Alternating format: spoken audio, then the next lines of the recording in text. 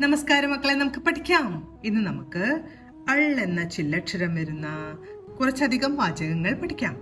ആദ്യത്തെ വാചകം, അവർ പറയുന്നത് കേൾക്കൂ. അവർ പറയുന്നത് കേൾക്കൂ. അടുത്തത്, പൈനാപ്പിൾ കറി വയ്ക്കണം. പൈനാപ്പിൾ കറി വയ്ക്കണം. അടുത്ത വാചകം, കുറെ ആൾക്കാർ വരുന്നു. കുറെ ആൾക്കാർ വരുന്നു. അടുത്ത വാചകം, പൂക്കൾ ഇതൾ വീഴ്ത്തി.